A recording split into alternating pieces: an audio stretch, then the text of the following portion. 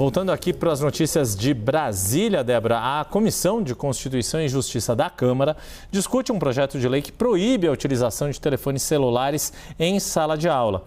Na semana passada, o governador daqui de São Paulo, Tarcísio de Freitas, do Republicanos, sancionou uma lei parecida em todo o estado. Para falar sobre esse assunto, claro, mais assuntos ali do que tramita nessa que é a comissão mais importante da Câmara dos Deputados, o 360 recebe a deputada federal Caroline Detoni, que é presidente da CCJ e é deputada pelo PL de Santa Catarina, está nos nossos estúdios. Jussara Soares também participa dessa entrevista conosco. Deputada, muito boa tarde, bem-vinda.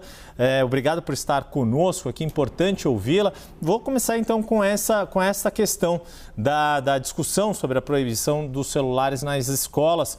Como é que está essa tramitação e deve ser aprovado na CCJ este projeto do jeito que ele está? Boa tarde, Yuri. Boa tarde, Débora e Jussara. Boa tarde a todos os que estão acompanhando. Então, esse projeto entrou na pauta hoje, na CCJ, né? O relator é o deputado Renan Ferreirinha, que já vem acompanhando essa pauta no Rio de Janeiro, né? Essa é uma pauta que foi pedida por vários deputados de todos os âmbitos políticos, né? Por conta dos problemas que trazem junto do vício no celular, né? Então, prejudica a aprendizagem, prejudica a socialização durante o intervalo, mas também nós temos deputados que são contrários a esse projeto. Então, não está sendo um projeto de consenso total, mas temos a maioria dos deputados, eu acredito que vão ser a favor da matéria, porque ele não vai proibir o porte do celular. Então, tem que deixar isso muito claro. As crianças vão poder, né, levar o celular, deixar na mochila, porque tem muitos pais, Rio de Janeiro e São Paulo, por exemplo, que tem esse receio da localização dos seus filhos e acompanham pelo celular, ou se acontecer alguma coisa, alguma questão de saúde, acessibilidade. Então, tem uma exceção no substitutivo, no artigo 4º, né, do projeto, do substitutivo apresentado, que permite, então, que ele possa utilizar nesses casos específicos, né, que estão descritos ali, e em casos de garantias de direitos fundamentais também. Por exemplo, né, acontece um acidente, acontece um caso de abuso sexual, algum caso realmente que viola os direitos fundamentais, também aí o aluno estaria permitido ele utilizar. Então, é um meio termo para tentar atender tanto direita, quanto esquerda, quanto os deputados de centro, que em sua maioria, então, acredito que vão votar a favor, seja na CCJ, e como o projeto é conclusivo de comissão, ele parte, então, direto para o Senado. Deputada e presidente também da CCJ, né? Obrigada por estar aqui conosco. Deixa eu tirar uma dúvida com a senhora. A PEC do pacote de corte de gastos, ela deve passar pela CCJ, deputada?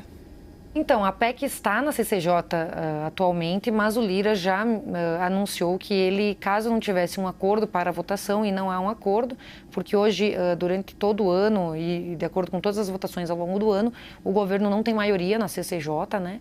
Então, ao perceberem que não teriam maioria para colocar como extra pauta, ele provavelmente vai ser apensado a uma PEC que já existe, que já está no plenário, né? Eu particularmente sou contra, porque o regimento é claro em dizer que qualquer proposta que tende a mudar a Constituição tem que ter a sua admissibilidade cumprida na CCJ, mas existem já precedentes que então autorizariam o Lira a colocar direto em plenário.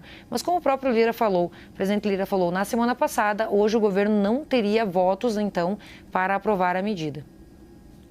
Jussara Soares, que viabilizou essa entrevista. Obrigada, Jussara. Sua pergunta. Obrigada, deputada, pela entrevista. Deputada, o presidente da Câmara, Arthur Lira, tirou o PL da anistia da CCJ para blindar as eleições, né, a disputa para a eleição da Câmara, da mesa da Câmara, no próximo ano. E aí decidiu criar uma comissão especial que não foi viabilizada, né, não foi instalada até agora. Como que a senhora vê o avançar desse tema no próximo ano na Câmara? Como que a senhora vê esse debate? Então, esse projeto estava sendo utilizado realmente como disputa para a presidência da Câmara. A partir do momento que o presidente Lira, eu fui contrária à retirada dele na CCJ, porque nós, pela sondagem que fizemos ao colegiado, teria votos para aprovar e estaria pronto para o plenário. E ao o presidente Lira decidir, então, criar uma comissão especial, ele meio que bota um banho de água fria nesse assunto e provavelmente ele vai ser retomado depois da eleição para a mesa da Câmara. Então, o objetivo dele, se era tirar da discussão, ele conseguiu. Mas eu acredito que não é uma medida acertada. Por quê? Porque nesse caso do projeto da anistia, nós estamos assistindo, todo mundo está assistindo, que o inquérito já começa na última instância, então as pessoas estão sendo condenadas com penas excessivas, não estão tendo direito ao duplo grau de jurisdição, o princípio da presunção da inocência, do juiz natural, promotor natural, enfim, vários direitos fundamentais do acusado, que estão no artigo 5º da Constituição, individualização da pena, a gente vê que não estão sendo respeitados. Por isso que esse projeto, nós sentimos que existem diversos deputados do centro que já estão vendo uma necessidade de anistiar as pessoas que participaram das manifestações, com exceção, inclusive, de quem danificou. Ou seja, nós somos a favor de que quem danificou, de que quem depredou, pague pelos seus crimes, desde que, no âmbito do processo, seja comprovada a conduta delitiva, a conduta criminosa. Ou seja, quem quebrou a xícara, por exemplo, e tem um vídeo gravado e está provado no processo, sim, deve pagar. No entanto, o que a gente vê são sentenças genéricas sendo aplicadas indiscriminadamente a toda e qualquer pessoa. Inclusive, eu recebi relatos diversos, não só em Santa Catarina, de pessoas que estão com tornozeleira que chegaram após a quebradeira, após as manifestações e caíram de gaiato naquela cena terrível do ginásio, onde todos foram igualados e presos, enfim, cenas deprimentes, assim como as próprias depredações, que eu fui completamente ao contrário, né, de tudo isso, mas infelizmente ocorreram, mas também não justifica o abuso de poder e abuso do direito e a quebra do devido processo legal para essas pessoas. Deputada, a senhora defende que nesse mesmo texto de proposta sobre anistia, também seja incluído o ex-presidente Jair Bolsonaro? Olha, esse texto original, ele não se refere à questão de eleições. Nós temos hoje 3 blocos de projetos que tratam de anistia na CCJ. Um de autoria do deputado Sanderson, um de autoria da deputada Carla Zambelli e um de autoria, esse que era do Zé Medeiros, se não me engano, que trata do dia 8, que tem uma série de apensados. Tem o Ramajos, o Zé Medeiros, etc. Esse que a gente realmente resolveu pautar, ele se trata só do dia 8. O que trata da questão do Bolsonaro, nós não movimentamos, não houve pedido dele nesse sentido. Inclusive, um dia eu cheguei a abordar com ele, quando nós fomos falar que o relator seria o Rodrigo Valadares, eu falei, tem outros blocos de projetos. O que ele falou para mim? Que ele só está preocupado com a injustiça que está acontecendo com essas pessoas. Em nenhum momento ele colocou a sua questão pessoal em jogo ou fez qualquer pedido nesse sentido.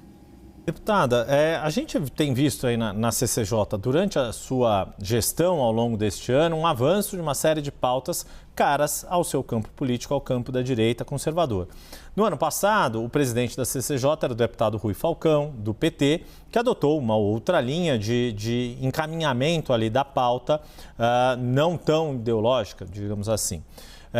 Esse tipo de diferença de gestões para uma comissão tão importante quanto a CCJ não faz com que o trabalho dela fique limitado no seguinte ponto: muitas das pautas que avançaram durante a sua gestão na CCJ não conseguiram chegar até o plenário, até votação de fato no plenário. A gente tem visto discussões sobre aborto, discussão sobre uma série de projetos anti-STF, mas que acabam não se concretizando no plenário. Isso é fruto desta polarização ou a senhora vê outra estratégia para os próximos 2 anos para que essas pautas, de uma forma mais pragmática, de fato avancem no plenário ou não? Olha, eu acho que se a gente olhar as últimas eleições federais, nós temos uma realidade muito clara. Nós tivemos o Poder Executivo, a esquerda ganhou, mas se nós olharmos no Congresso Nacional, os deputados de direita, eles vêm ganhando cada vez mais espaço. Primeiro foram 54 deputados alinhados ao Bolsonaro, agora 99. E se você pegar os deputados mais votados da história do Brasil, estão dentro do Partido Liberal, do PL. Ou seja, essas pautas, eu entendo que não limita o debate. Por quê? Se nós formos ver, normalmente a direita ela age de forma a responder uma atitude mais proeminente da esquerda. E este ano, ao contrário de tudo isso, o único espaço em que os deputados, a maior parte dos deputados que se elegeu, que são os deputados de centro-direita, tiveram para debater as suas pautas foi a CCJ. E não só debater, como aprová-las. E estou falando aqui não só do PL, mas os deputados de centro também estão vendo a necessidade de ter essas pautas na ordem do dia, porque a partir do momento que elas foram colocadas, eles deram um aval para que elas tramitassem. Então não é só a direita aqui. Os deputados de centro estão apoiando grande parte dessas pautas e, como eu falei, a CCJ hoje, a sua composição, o governo não tem maioria e isso é uma realidade fática que, a partir do momento que a gente bota a questão das drogas, a questão de proteção do direito à vida desde a concepção e a gente aprova, isso é uma sinalização muito clara de que não se tratam só de pautas de direita, mas deputados de centro estão vendo a necessidade de marcar a posição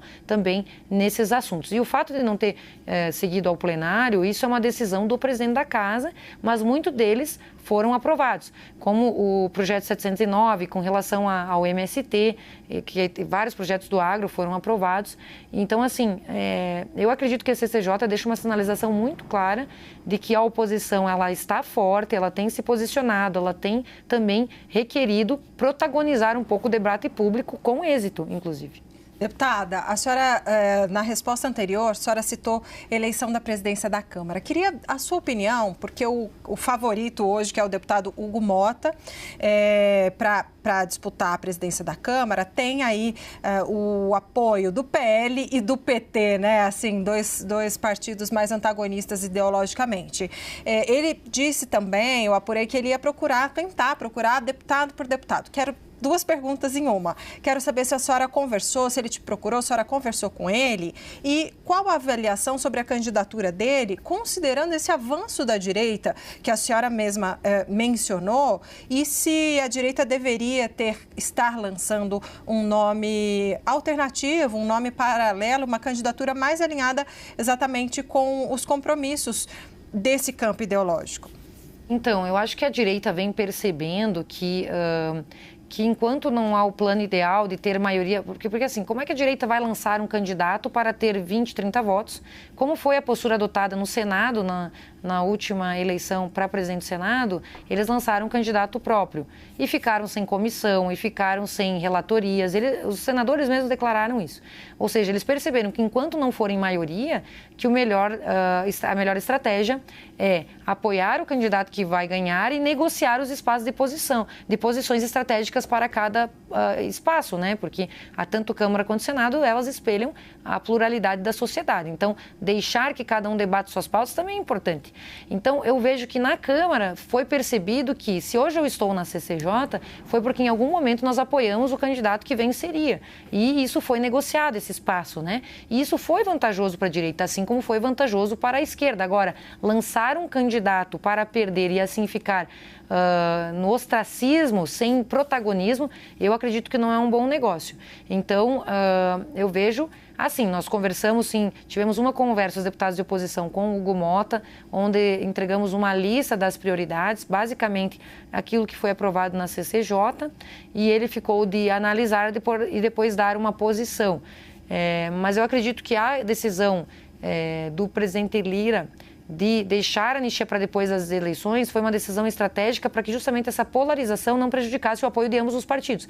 Mas todos os partidos vão ter local de fala para negociar os espaços estratégicos para si. E eu acho que isso é válido dentro de uma democracia onde você tem todos os lados que querem ter os seus espaços para discutir as suas pautas. Jussara Soares, para fazer a última pergunta da entrevista.